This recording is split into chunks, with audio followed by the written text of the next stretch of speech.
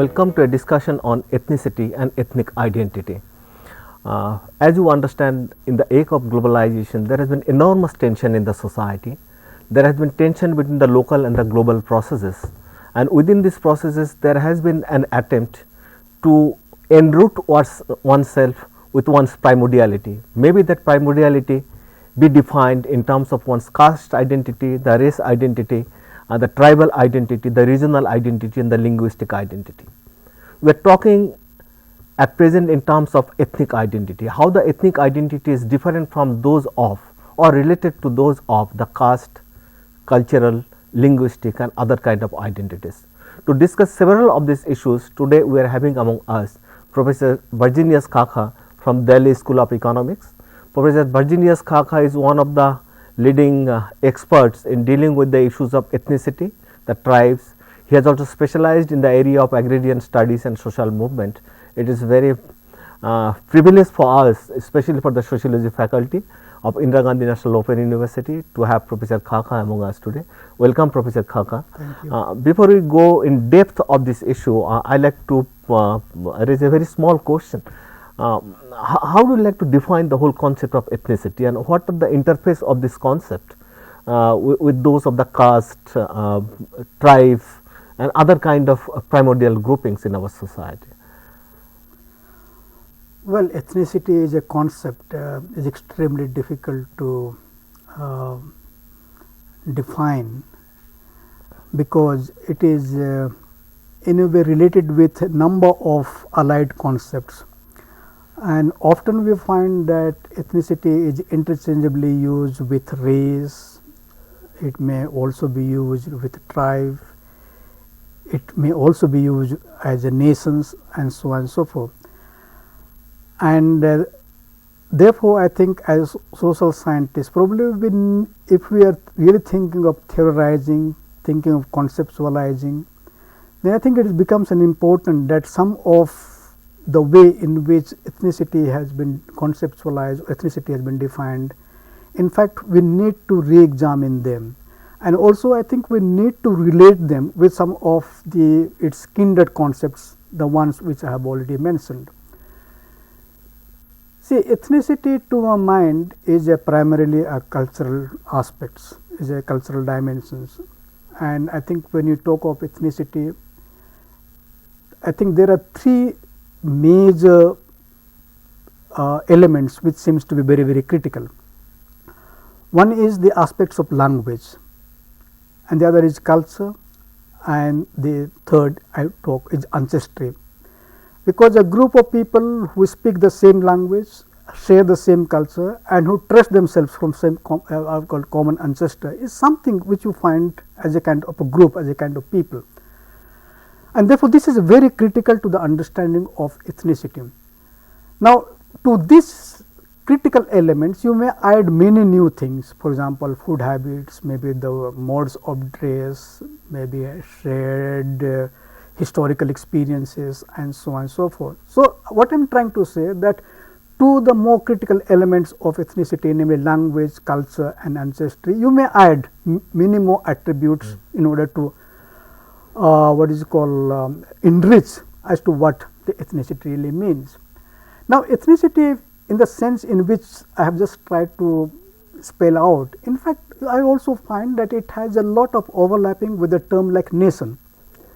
Now, what is really a nation? After all, if you take nation, it talks about that you have a collective name, that you have a common culture, that you have a common language, maybe common historical experiences, and so on and so forth. So, what you find that there is a very thin layer between ethnicity and nation, and therefore, you find that most of the attributes that we have with most of the attributes that we associate with ethnicity seems to be also the features which is to do with the nation. So, how do we really look at then the ethnicity and the nation? And to my mind, I think there are one very critical difference between the two. When we talk of nation, to my mind, is invariably bound with a territory. Yeah. Nations is occupying or is bound with a territory, which is not necessarily the case in ethnicity. For example, when we talk of let us say the French nations or the Italian nations, I think we know that it is tied to a particular territory. But the same group, when it moves to America, there are a lot of French, there are a lot of Italians, and so on and so forth, maybe in USA, etc. There you cannot really talk of a German nation as such. You can talk of an ethnicity, and therefore I would like to say that although they share almost all things in common with each other, I think one of the critical differences in terms of which we can conceptualize ethnicity as somewhat different from nation is the aspects of territory, because ethnicity you may have originally from certain territory, but actually you have moved away and you have lost that territory, and therefore that is how you really are being seen as a kind of an ethnic group. So Italians or Germans or the Irish more are seen as an ethnic group there than as a nation. As against this, I think race is somewhat of a different concept, although I find that again there is an overlapping between ethnicity and race, and I think in many countries, even in the legal and administrations, you find that these are interchangeably used. For example, Indians may be called some places as ethnic groups, but in other places they may be considered as a race. So what I am really trying to say is that there is a very thin layer between race and ethnicity as well, because when you talk of a race, and the concept race as it really came to evolve is again to be traced with the colonialism, as it was the case with the tribes. But the concept race, which was primarily to do with the physical appearances, color, in fact is completely discredited after the Second World War. In fact, scientifically the concept of race is untenable today.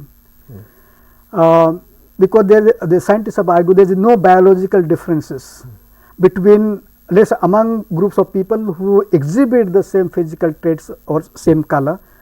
They show enormous diversity in terms of genetic differences, and therefore the differences that you find among groups of people who share same physical features, the same kind of differences that you find across groups and communities who show entirely different physical features. So what I am trying to say is that race is completely discredited concept, discredited today because of the fact that genetic differences is hardly tenable even among groups of communities, or genetic uniformity is hardly tenable among groups and communities who exhibit a similar physical features. But nevertheless, I think there is an overlapping between what we call the physical appearance. Physical appearance, I think, is an important, and as to why there is a difference in the physical appearance, maybe it is to do with the inbreeding and their associations or their linkage or their contact with different culture and different groups and communities, etc. But physical variations of the people remains one of the important dimensions, and so as a sociologist you cannot really do away with it. Although, as I said, it discredited, and we might say that I think sociology is doing great harm by using it in its sociological discourse and in sociological literature.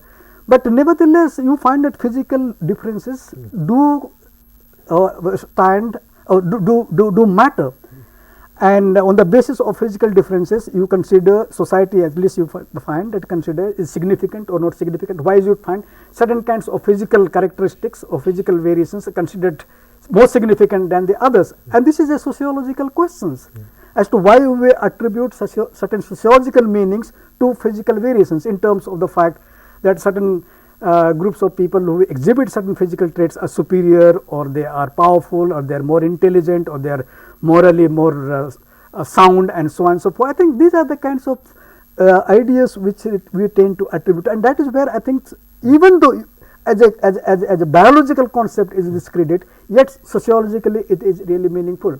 Now, here between ethnicity and race, I only want to say, and you find that there is a lot of commonality between physical appearance and what you call the ethnicity, where we emphasize culture, because you find that people who may have somewhat similar physical features, you may find that they exhibiting a similar cultural features as well, and therefore you find physical features as well as the cultural features, they really coincide. But it does not necessarily mean that those who have the similar physical features may always have a similar cultural features. For example, the whites or Europeans, I think they, in terms of physical features, I think for Indians it's very difficult to distinguish who is European, who is an Irish, and who is Scottish, who is French, who is Italian. But nevertheless, we know it. We can differentiate them on the basis of their culture, because of the language, because of the culture, because of the historical experiences, because of the food habits, maybe dress, and so on and so forth. We do make differences.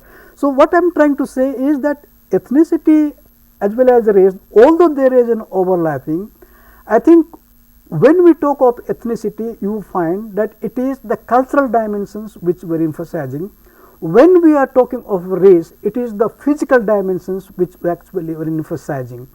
And therefore, when we are emphasizing physical dimensions, I think it's not so much the culture, but it's the physical dimensions which become important. And when you emphasize physical dimensions and try to attribute the physical differentiations with all kinds of social and other kinds of cultural attributes, in fact, we are already moving to the domain of social construction of racism. We are actually developing a kind of racism. So I think it is then important for us to say that the race, the ethnicity and the nations, although there might be some overlapping, and yet in terms of our conceptual articulations, conceptual clarifications, I think it is important to keep certain kinds of differences in mind. Now coming to India, I think as to how is to be seen. For example, we have the phenomena, very unique phenomena of caste.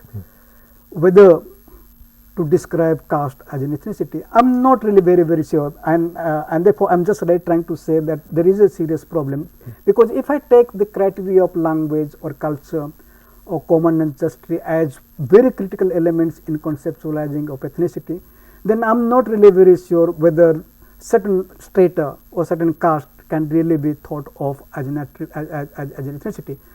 They may have some certain kinds of culture of their own in terms of dress and habits, in terms of certain kinds of pattern of actions which has been imposed by, let's say, the religion and so on and so forth.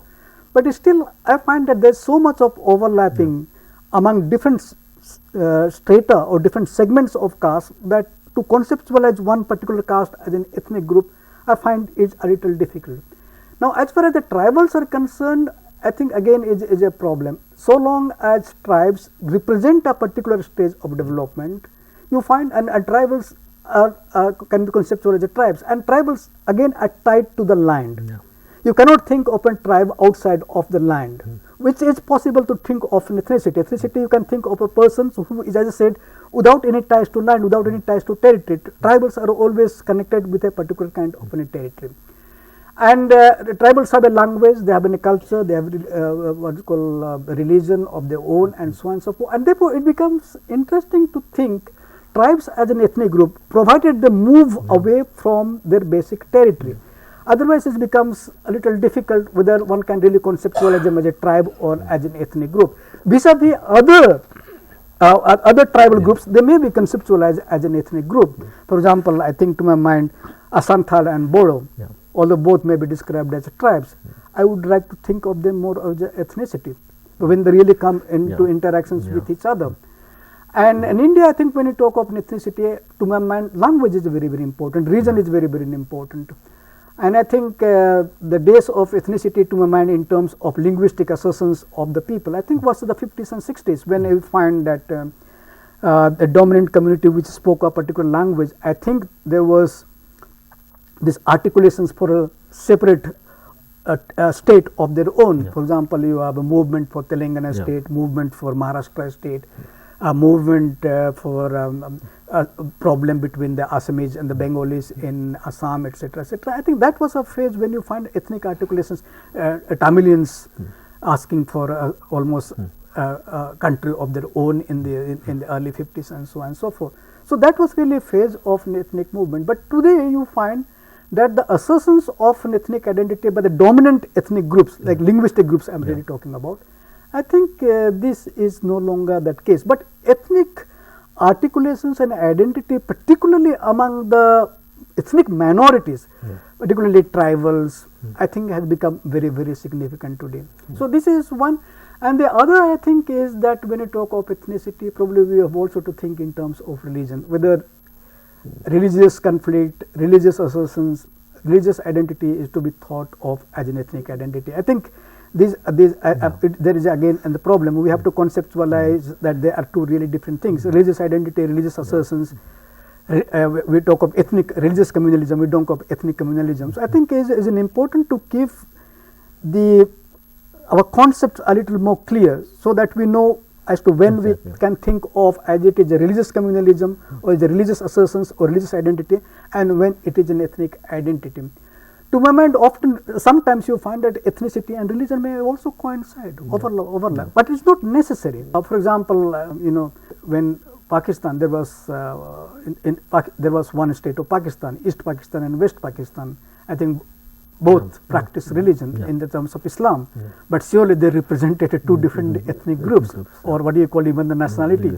So you find that was one of the reasons as to why you find that East Pakistan almost seceded from the West Pakistan. So, and that kind of situations you can see in India as well.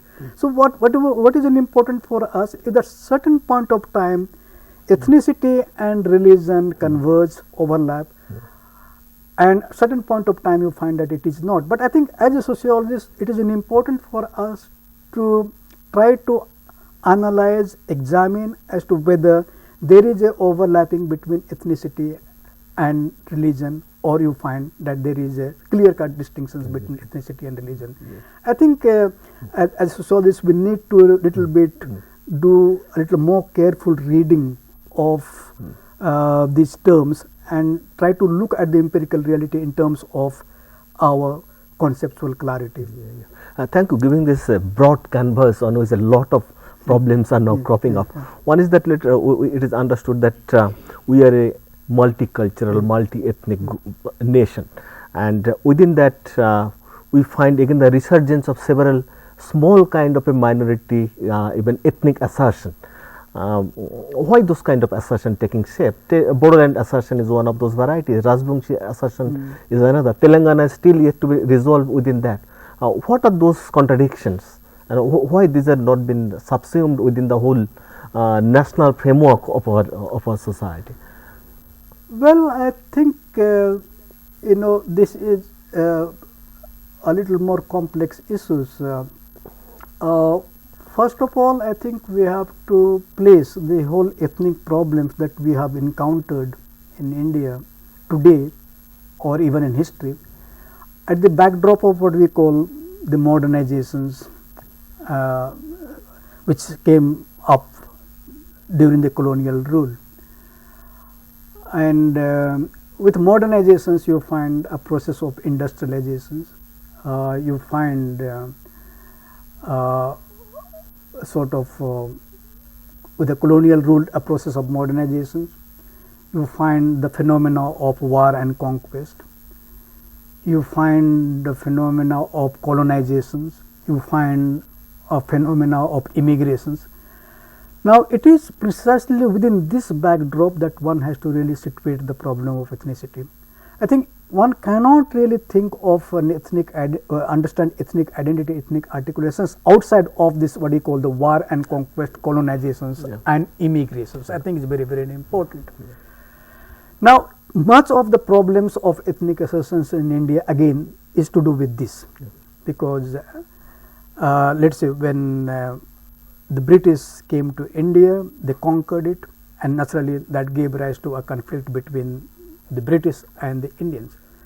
But at the same time, you find that during colonial rule, all kinds of expansions in terms of industrializations, in terms of urbanizations, in terms of growing up of the administrative centers were really emerging, and that really led to the movement of the populations from one place to the another.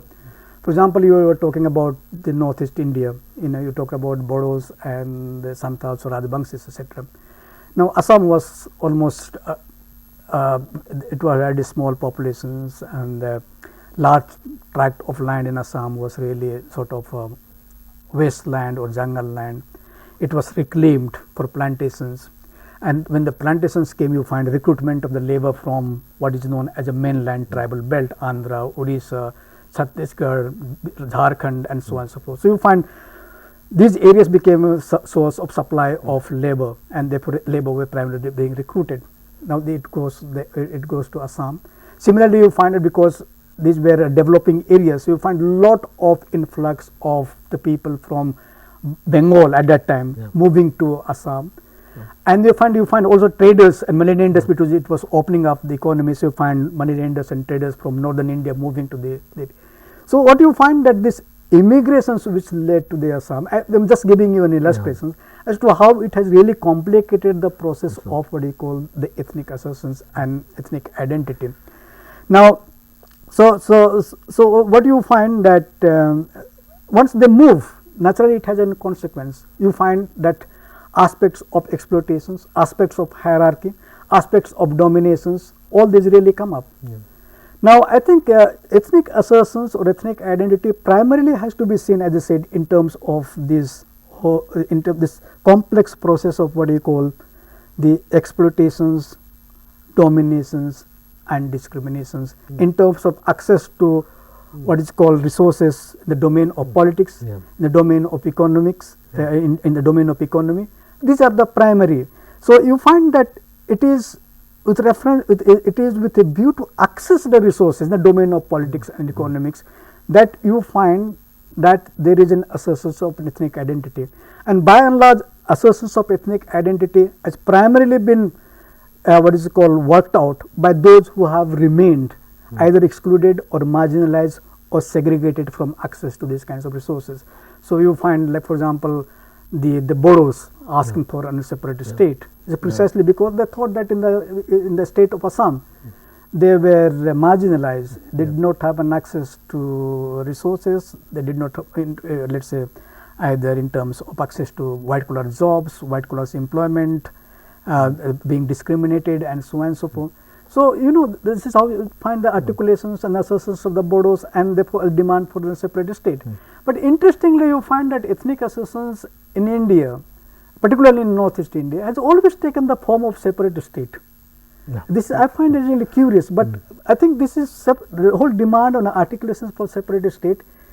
Maybe it is more to do with the emergence middle class within those ethnic groups, because invariably articulation has emerged among those groups of communities where you find a sizable middle class has really has emerged because of modern education. So that is how I think that the whole assertions of articulations of autonomy, articulations for greater economic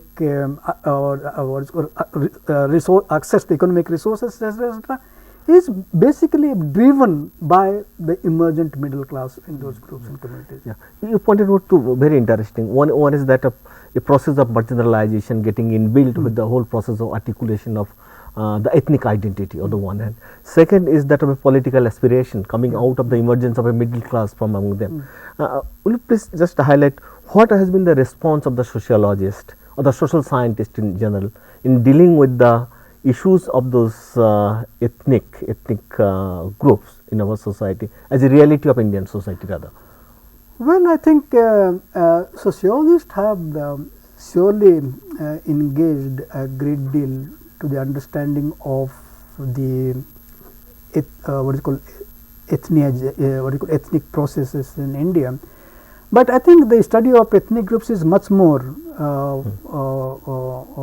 widespread in United States of America, not so much in India.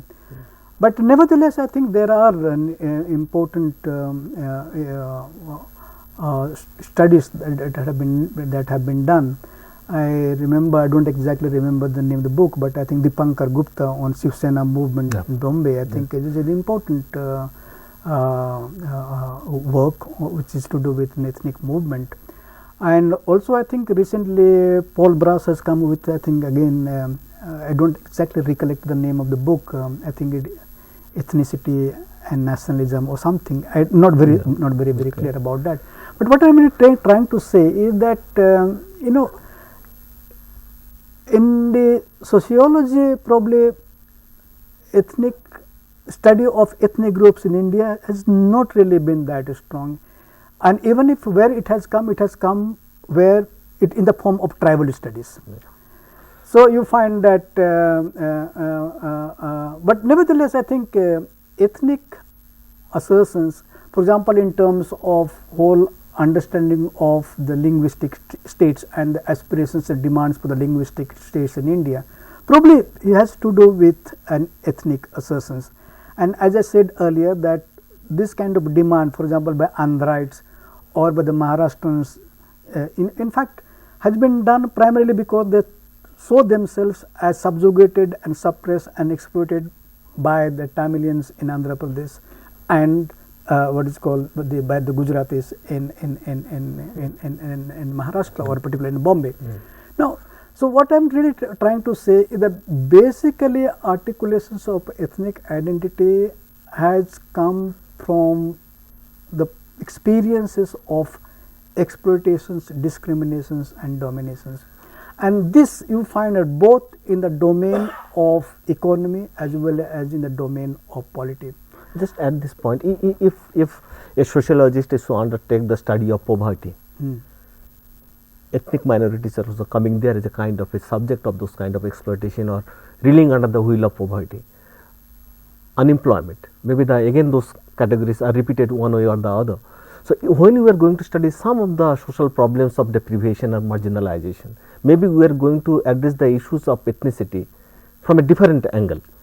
Yeah, it surely I think it is an important, because I think when we are addressing problems like poverty or marginalizations, then it is also important that we try to see this problem of poverty or for example, the lack of access to educations or rampant problem of illiteracy, and try to see as to how this is in a certain sense linked with the problem of ethnicity or caste or religion and so on and so forth. And you know, if we all know that in India, if we really look at some of these problems like poverty, etc., it is much more widespread among the tribals, is much more widespread among the scheduled castes. It is quite spread among the Muslims or the OBCs, lower OBCs and so on and so forth. So you can see that poverty is there or problem of literacy is there, but it is also in a way tied with certain groups and communities who represent a certain caste, who represent a certain religion, who represent a certain ethnic group and so on and so forth. So you cannot really, in trying to understand poverty, you cannot really do away with, I said, the dimensions of ethnicity and the caste, religion and so on and so forth. So whole idea of inclusion, in fact, you find this some way tied with the whole questions of exclusion, which is based, as I said, on caste, on religion, on tribe and so on and so forth. Yeah. Okay, thank you, Professor Khaka, for giving an elaboration in a very lucid way about this whole issue of ethnicity and ethnic identity in Indian society, taking the clue from what's going on in terms of race, in terms of caste, the tribes and others, and also talking about how the issue of ethnicity is related to the issue of marginalization and deprivation in so many other sectors of the society.